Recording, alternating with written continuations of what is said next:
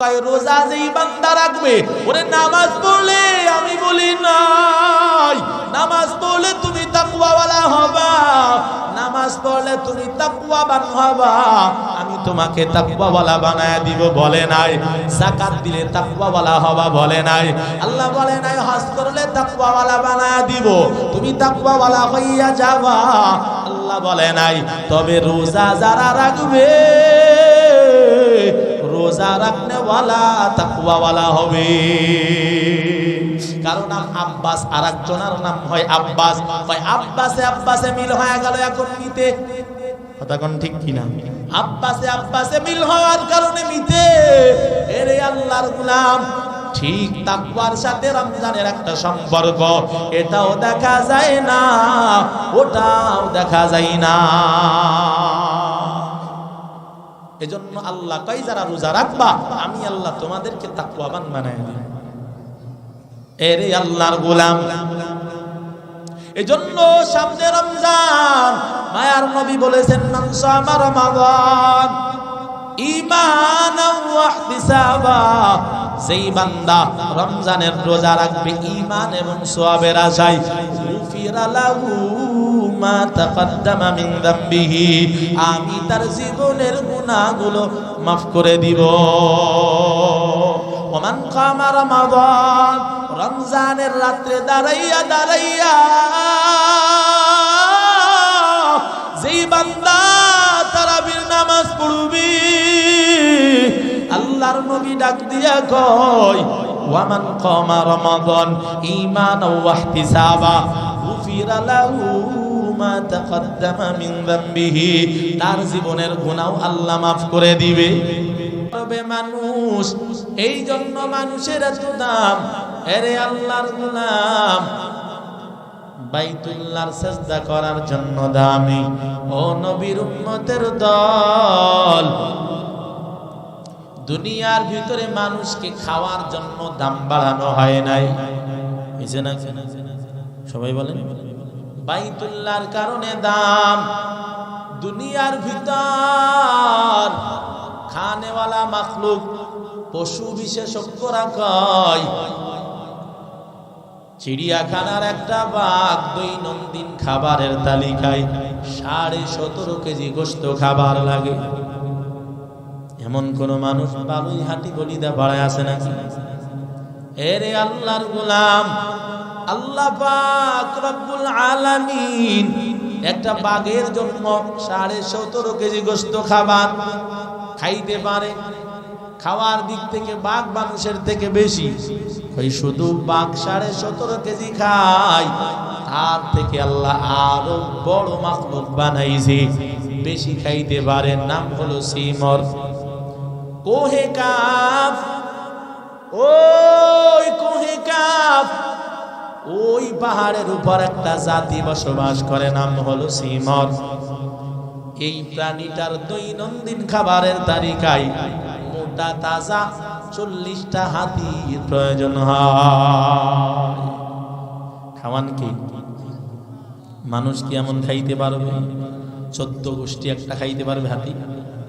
হাতি খাওয়া যায় আর না যায় পরের ব্যাপার, পারবে? তার মানে খানার দিক থেকে মানুষ দুর্বল। এরে আল্লাহর গোলাম, মানুষ দেখার দিক থেকেও দুর্বল। মানুষের থেকে ভালো দেখতে পায় একটা সাপ। দিনের বেলা যা দেখে, ও রাতের বেলা আরো ভালো দেখে, ঠিক কি ঠিক না? সাপ একটা মানুষের থেকে ছোট প্রাণী, চিকন প্রাণী, এরপরেও দিনের থেকে রাতে ভালো দেখতে পায়। রাতে ভালো দেখে শিয়াল, রাতে ভালো দেখে কুত্তাই, মেকুরে ভালো দেখে। অথচ আশরাফুল মাখলুকাত বনি আদম,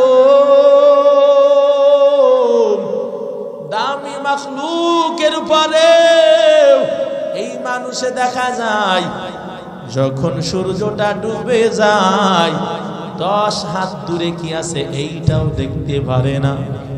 কথা কোন ঠিক কি না? এজন্য মাঝে মাঝে অন্ধকারে গিয়া, আধার রাত্রে গিয়া, মাঝে মাঝে গাছের সাথে ফুল লাগাইয়া কয় সাইড দেন ভাই। কথা কোন ঠিক কি না? মানুষ দেখার দিক থেকে দুর্বল, খাওয়ার দিক থেকে দুর্বল, মানুষ নাকের ঘ্রাণের দিক থেকে দুর্বল। অথচ আমার আপনার নাক ছোট্ট পিপিলিকার থেকে বড় না ছোট? আরো জোরে কোন। পিপিলিকার নাকের ছিদ্র তো দেখাই যায় না, আমার আপনার নাকের ছিদ্র কত বড়। এরপরেও দেখা যায় ঘরের ভিতরে একটা মিষ্টি একটা ফ্রিজের ভিতরে রাখছেন, মানুষ এই ফ্রিজের মিষ্টির খবর বলতে পারে না, কিন্তু ছোট্ট পিপিলিকা থুইয়া মাত্র ঘর থেকে বের হইছে, 10 মিনিট পরে যাইয়া দেখে পিপিলিকাই গিয়া মিষ্টির উপরে বইসা গেছে। हकीकत से तो दुनिया बेखबर है, दुनिया की नुमाइश पर नजर है, नमी गुयम के अज दुनिया जुदा बाश बहर कारे के बाशी बा खुदा बाश, जिसते दुनिया از خدا غافل بودند نقماشو نقره فرزندوزان। তার মানে বোঝা গেল নাকের গ্রানের দিক থেকে মানুষের থেকে পিপিলিকার বেশি। কথা বলেন ঠিক কি না? এরে আল্লাহর গোলাম, সব দিক থেকে শক্তির দিক থেকে মানুষ দুর্বল। আমার আপনার যেই শক্তি আছে, এই শক্তির থেকে একটা হাতির গায়ে কোটি গুণের শক্তি বেশি, ঠিক কি না? মোটা মোটা গাছ হাতির শুরু দিয়ে পেঁচাইয়া আস্তে করে যখন টান দেয়, মূল থেকে গাছ উঠে যায়। কথা কোন ঠিক কি না? মানুষের গায়ে তো এত শক্তি নাই, এরপরেও হাতি মানুষের গোলাম, এরপরে ওই শক্তিশালী সূর্য গোলাম, এরপরেও বাতাস মানুষের গোলাম, এরপরেও চন্দ্র মানুষের গোলাম, এরপরেও পিপিলিকা মানুষের গোলাম, বাঘ মানুষের গোলাম। কেন? আল্লাহ কয় তোমাকে বানাইলাম আমার গোলাম, গোলামি যদি করতে পারো তুমি সমস্ত প্রাণীর রাজা, সব তোমার গোলাম হয়ে যাবে। এরে আল্লাহর গোলাম, এই জন্য আল্লাহ দামি বানাইছে, ইবাদতের জন্য, খেলাধুলার জন্য দামি না। কথা কোন ঠিক কি না? মুমিনের ইবাদতের সিজন আছে রমজান। কথা কোন ঠিক কি না? মুমিনের ইবাদতের সিজনের নাম হলো রমজান। সামনে আসতেছে, বেশি দিন বাকি নাই, অল্প দিন গেলেই আমরা রমজানে ঢুকব। আল্লাহ পাক মুমিনের জন্য একটা সিজন দিয়ে দিলেন। ব্যবসায়ীর প্রত্যেকটা সিজন আছে। কথা বলেন ঠিক কিনা? আছে না? নাই? ধানের সিজন আছে, পাটের সিজন আছে, গমের সিজন আছে, এমন অনেক সিজন আছে। বুঝিয়া শুনিয়া জবাব দেন। সিজন আসার পরে যদি ব্যবসায়ী সময়টাকে ঘুমাইয়া কাটায়, আনসিজনে ব্যবসা হবে? হবে নাকি? সিজন আসার পর ব্যবসায়ীর ঘুম হয় না, ঘুম হারাম হয়ে যায়। ব্যবসায়ী ঘুমাই না বলে ঘুম ঘুমাইয়া। সিজন আসার পর ব্যবসায়ী এখন ব্যবসার কাজে ব্যস্ত হয়ে যায়, রাতে ঘুমাই না। দিনের বেলাও অল্প ঘুমাই, রাতের বেলাও অল্প ঘুমাই। কেন? বলে সিজন আইসা গেছে, এখন ঘুমালে আর তো ব্যবসা করা যাবে না। এরে আল্লাহর গোলাম, রমজানের ভিতর মুমিন যদি ঘুমাইয়া সময় কাটাও, সময় ঘুমাইয়া কাটাইলে মুমিনও সফল হতে পারবে না। পারবে নাকি? মুমিনও সফল হতে পারবে না। এজন্য রমজান সামনে আসতেছে, মায়ার নবী ডাক দিয়া কয়, আহসু হিলাল শাবান আলি রমাদান। ও দুনিয়ার উম্মতের দল, তোমরা শাবানের চাঁদ গণনা করো, রমজান কতদিন বাকি তোমরা গণনা করো। এরে আল্লাহর গোলাম, মায়ার নবী সাল্লাল্লাহু আলাইহি ওয়াসাল্লাম এই শাবান এবং রজব মাসে একটা দোয়া বেশি বেশি করতেন, আল্লাহুম্মা বারিক লানা ফি রজব ওয়া শাবান ওয়া বাল্লিগনা রমাদান। আল্লাহর কাছে মায়ার নবী দোয়া করতেন, ও দয়ার মালিক হায়াতটা লম্বা করে দেন, রমজান পর্যন্ত হায়াতটা বাড়াইয়া দেন। রমজানে গিয়া মালিকের গোলামি বেশি করা যাবে, মালিকের খুশি রাজি বেশি পাওয়া যাবে। কারণ রমজানে একটা নেক আমল করলে, একটা হাসানা করলে, একটা নফল ইবাদত করলে, আমার মায়ার নবী কয় একটা ফরজের সমতুল্য সওয়াব। সুবহানাল্লাহ। একটা নফলে একটা ফরজের সওয়াব, একটা ফরজ ইবাদত যদি কেউ করে, একটা ফরজ ইবাদত কোন বান্দা যদি করতে পারে, 70 ফরজের সওয়াব 70 গুণ আল্লাহ দিবেন। এই জন্য রমজান মুমিনের জন্ম সিজন, ঘুমানো যাবে না, ইবাদত করতে হবে। নবী ডাক দিয়া কয় যারা রমজান পাইলো, রমজান পাইয়া আমল নামায় নাকি উঠাইতে পারলো না, রমজান আসার পরেও যেই বান্দা গুনাহ মাফ করাইতে পারলো না, এর মতো হতভাগা আর কেউ হতে পারে না। এরে আল্লাহর গোলাম, এই জন্য রমজান সামনে আসতেছে, আল্লাহ ডাক দিয়া কয় ইয়া আইয়ুহাল্লাযীনা আমানু, ও ঈমানদারেরা, কুতিবা আলাইকুমুস সিয়াম, রমজানের রোজা তোমাদের উপরে আবশ্যক করা হয়েছে, কামা কুতিবা আলাল্লাযীনা মিন ক্বাবলিকুম, যেমনি ভাবে তোমাদের পূর্ববর্তীদের উপরেও করা হয়েছিল। রমজানের রোজা আল্লাহ ফরজ করেছেন। আল্লাহ পাক ডাক দিয়া কয় ইয়া আইয়ুহাল্লাযীনা আমানু, ঈমানদার বলিয়া সম্বোধন করে, ও ঈমানদারেরা, ইয়া আইয়ুহাল্লাযীনা আমানু, ও ঈমানদারেরা, কুতিবা আলাইকুমুস সিয়াম, রোজাকে ফরজ করা হয়েছে তোমাদের উপর। স্বাভাবিকভাবে রোজা ফরজ করা হয়েছে, একটু ভয় আসবে, ঠিক কিনা? মানুষে ভয় পেতে পারে। ইয়া আইয়ুহাল্লাযীনা আমানু দ্বারা আল্লাহ ডাক দিয়েছেন, ঈমানদার বলিয়া ডাকছে, ও দোস্তরা, ও আমার বন্ধুরা, ও ঈমানদারেরা, কুতিবা আলাইকুমুস সিয়াম, আল্লাহ বন্ধু বলে ডাক দিলেন, ঈমানদার বলে ডাক দিলেন।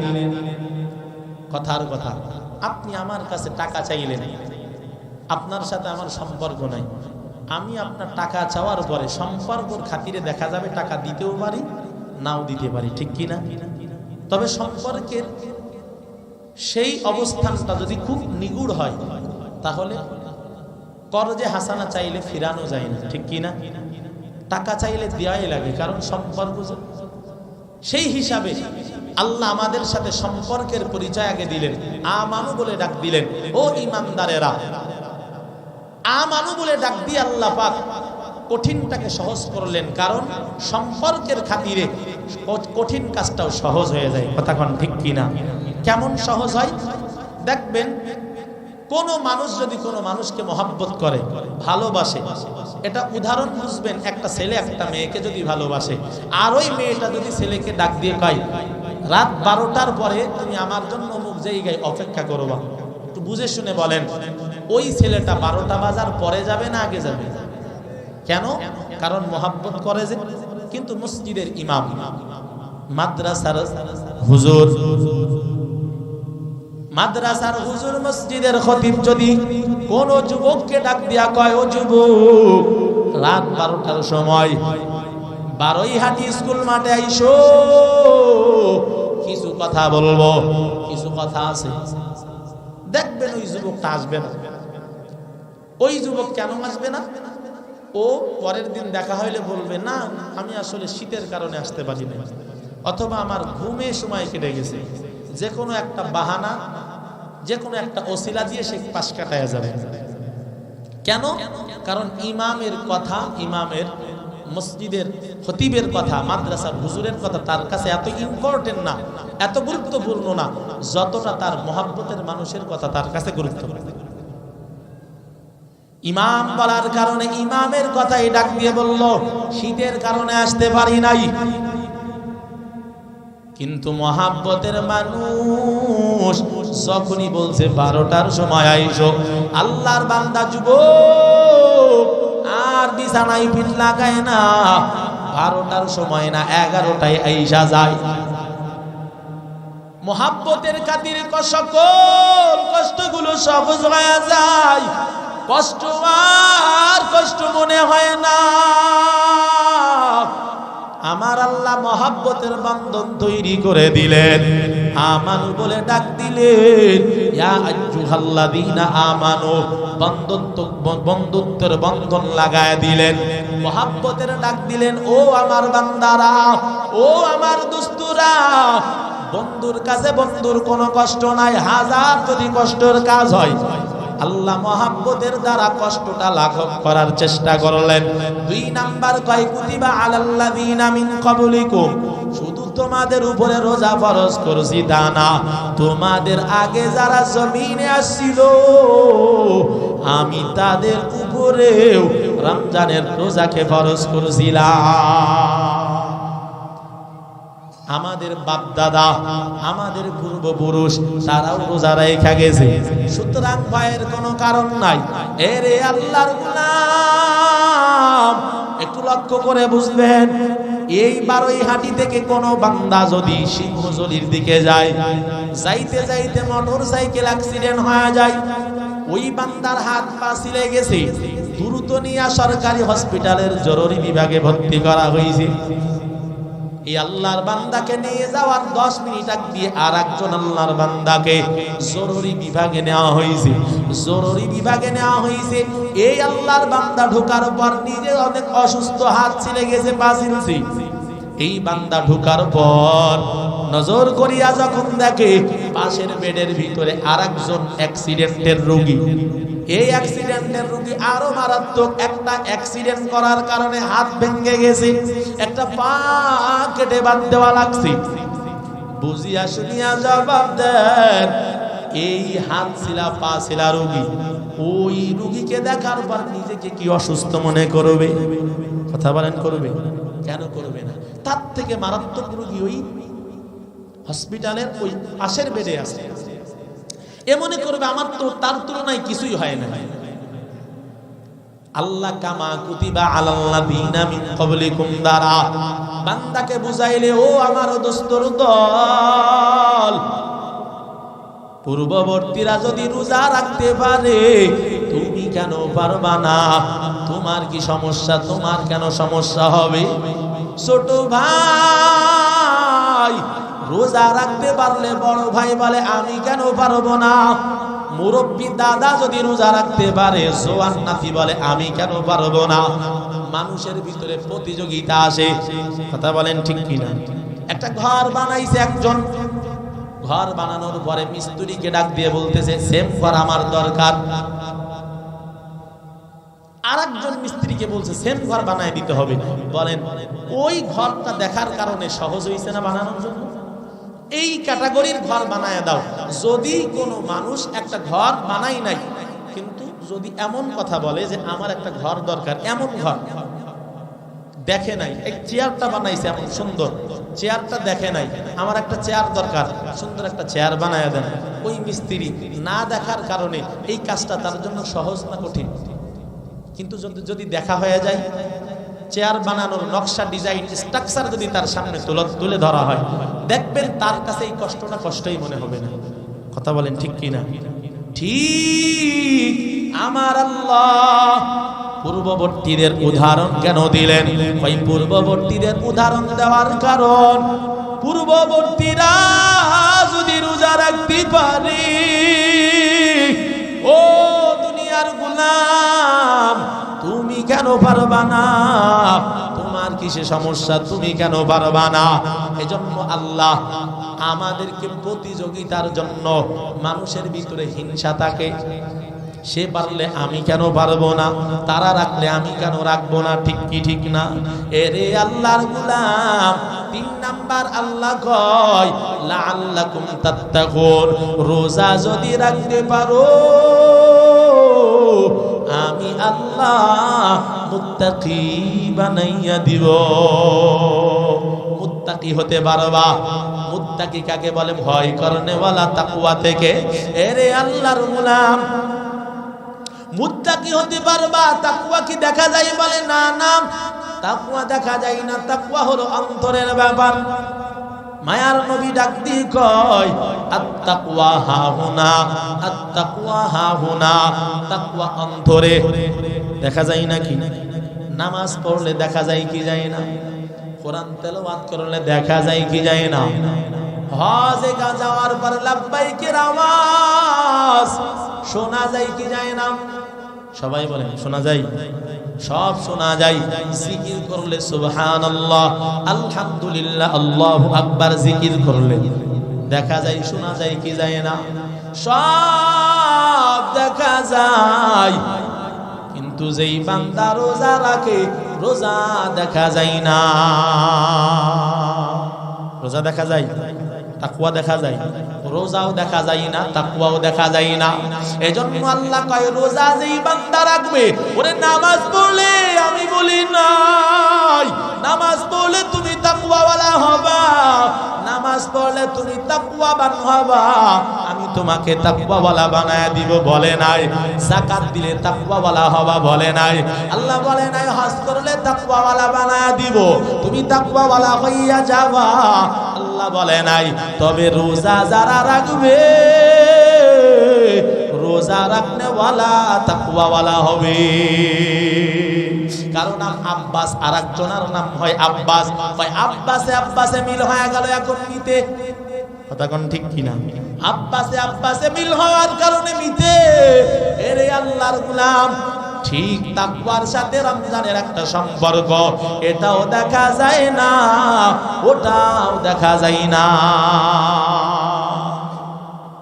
এজন্য আল্লাহ কই যারা রোজা রাখবা, আমি আল্লাহ তোমাদেরকে তাকওয়াবান বানায় দিব।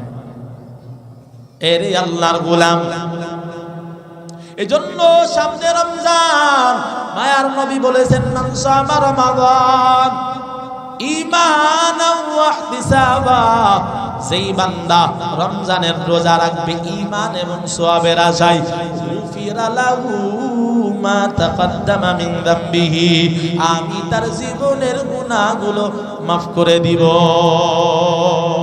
ওমান কামা রমাদান, রমজানের রাতে দাঁড়াইয়া দাঁড়াইয়া যেই বান্দা তারাবির নামাজ পড়বে, আল্লাহর নবী ডাক দিয়া কয় ওয়ামান কামা রমাদান ঈমানান ওয়া ইহতিসাবা গুফিরা লাহু মা তাকদ্দামা মিন যামবিহি, তার জীবনের গুনাহ আল্লাহ মাফ করে দিবে। মাফ চান কি চান না? আল্লাহর কাছ থেকে যেই বান্দা মাফ না নিতে পারবে, ওই বান্দার জীবন সফলতা আসবে না, সফল হতে পারলো না। আর যেই বান্দা আল্লাহর কাছ থেকে ক্ষমা নিয়া আল্লাহর কবরে যাইতে পারবে, ও বড় সফল হয়ে গেল। কথা কোন ঠিক কি ঠিক না? এর নবীর উম্মতের দল, এ আল্লাহর বান্দারা, মায়ার নবী ডাক দেয়া কয় দুনিয়ার ভিতর থেকে নিজের আমলের পরিবর্তন করো। নিজের মেয়েকে ডাক দেয়া বলেন ও ফাতিমা, ইয়া ফাতিমা তু আনকিদি নাফসাকি মিনান নার, ও ফাতিমা নিজের নফসকে জাহান্নামের আগুন থেকে বাঁচাও। কারণ ওই কবরের ভিতর যাওয়ার পর যদি তুমি পরিচয় দাও আমি মুহাম্মাদুর রাসূলুল্লাহর মেয়ে, আমি মুহাম্মাদের মেয়ে, ও ফাতিমা শুনিয়া নাও, কবরে যাওয়ার পর আমি মুহাম্মাদের পরিচয় কোনো লাভ হবে না। দুনিয়া দুনিয়ার ভিতর থেকে নিজের আমল নামা যদি না নিয়ে যাও, ও ফাতেমা, কবরের অবস্থা ভয়ঙ্কর হয়ে যাবে। মায়ার নবীর স্ত্রী আম্মা জান খাদিজা রাদিয়াল্লাহু তাআলা আনহা কবরের ভয়ে কান্না করে, আমার কবরের অবস্থা কি উপায় হবে। মায়ার নবী নজর কইরা ডাক দিয়া কয়, রে খাদিজা, কেন তুমি কান্না করো বলো।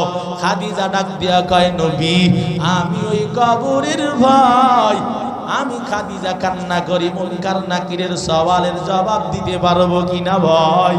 এমন কথা বলার পর মায়ার নবী বলে, খাদিজা, আমি তোমার কান্না সহ্য করতে পারি না। ও খাদিজা, তুমি কান্না বন্ধ করে দাও। ও পর্দার অন্তরালের মা খাদিজা যদি কবরের ভয়ে কান্না করতে পারে, নবীর মেয়েকে নবী যদি সতর্ক করতে পারে, তুমি তো নবীর মেয়েও না, তুমি নবীর বিবিও না, কিসের আশায় তুমি গুনাহ করে করে চলো, বেপরদাই চলো? তোমার ভিতরে কি কবরের ভয় নাই? আল্লাহর কবরের ভয় অন্তরে ঢুকাও। গুনাহ করতেছো, ছেড়ে দাও, নিজেকে পর্দার ভিতরে ঢুকাও। নিজের নফসকে ডাক দিয়া বলো, সেই ঘরে একদিন বেনারসি শাড়ি পরে ঢুকলাম, ওই ঘর থেকে একদিন বিদায় হওয়া লাগবে। সাদা পাঁচ কাপড় বইরা কেউ মরণ হওয়ার পরে রাখতে চাইবে না। সবাই বলবে বিদায় দেয়া দাও, সবাই বলবে দ্রুত করো, কেউ তোমাকে রাখতে চাইবে না। ও আম্মা জানেরা, এই জন্য নিয়ত করো, আর বেপরদায় যাব না, আর খারাপ পথে চলবো না, আর অন্য কোথাও কোনো কারো সাথে চ্যাট করব না। ও পর্দার অন্তরালার মা বোনেরা, নিজের চেহারা অন্যকে দেখায়ও না, নিজেকে পর্দায় রাখো, স্বামীর খেদমত করিও। এরে আল্লাহর বান্দারা, 5 ওয়াক্ত নামাজ পড়িও, রমজানুল মুবারকের রোজা রাখিও। ও যুবক ভাইরা, ও বৃদ্ধ বাবারা, আস্তে আস্তে তো কবরের দিকেই আগাইতেছি। যখন ডাক চলে আসবে, বিদায় হইয়া কবরে চলে যাওয়া লাগবে। এজন্য আল্লাহর কাছে ক্ষমা চাও, আল্লাহর কাছে তৌফিক কামনা করো, জীবনের গুনাহের দিকে তাকাও। ইয়া তো জীবনে গুনাহ করছি, গুনাহের কারণে যদি আল্লাহ ধরিয়া বসে, নাজাত পাওয়ার কোনো রাস্তা থাকবে না। জীবনের গুনাহের কথা স্মরণ করিয়া আল্লাহর দিকে মুতাওয়াজ্জু হও, আল্লাহকে ডাক দিয়া বলো, দয়ার মালিক, জীবনে তো কম গুনাহ করি নাই, আজকের থেকে নিয়ত করব আর জীবনে গুনাহ করব না, তেরে গাফলতি আর করব না। জীবনের গুনাহের কথা স্মরণ কইরা আল্লাহর কাছে যেই বান্দা ক্ষমা চাইতে পারবে, আমার আল্লাহর নাম গফফার, আমার আল্লাহর নাম হলো কারীম। দুনিয়ায় থাকতে থাকতে যদি ক্ষমা চাইতে পারো, আমার আল্লাহ ক্ষমা করতে দেরি করবে না।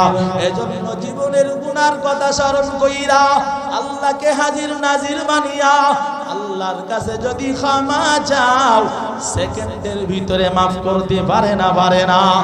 এরে আল্লাহর বান্দারা, এই মজলিসে যারা হাজির হইলাম, আগামীকাল হায়াত পাবো এমন কোনো গ্যারান্টি নাই, আর বাঁচবো 1 মিনিট 1 ঘন্টা এমন গ্যারান্টি কারো নাই। এখানে যারা বসলাম, তওবার নিয়ত যদি হয়, খাঁটি তওবার নিয়ত যদি থাকে, মুনাফিকি যদি না থাকে, খাঁটি তওবার নিয়তে আল্লাহকে 2টা হাত দেখাইয়া দেন।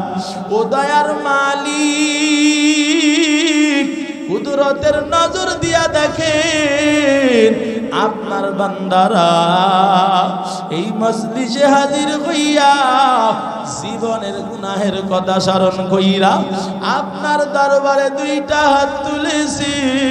আয় আল্লাহ মেহেরবানি করিয়া জীবনের গুনাহগুলো আপনি মাফ করিয়া দেন। ও দয়ার আল্লাহ,